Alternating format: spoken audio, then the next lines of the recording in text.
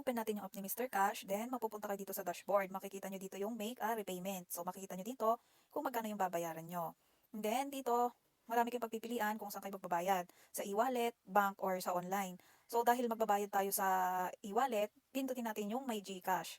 So ito na yung instruction kung paano tayo magbabayad.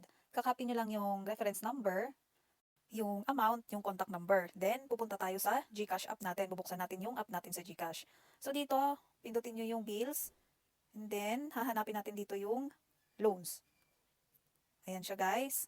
Pindutin lang natin yan at hahanapin natin dito yung biller natin na Skypay. So, Skypay. And then, dito na yung details natin kung magkano yung babayaran natin. Then, yung kinapi natin na contract number. Yun ang ilalagay nyo dito. Yan, then yung mobile number nyo. So, optional naman yung email, kaya ine-next nyo na lang.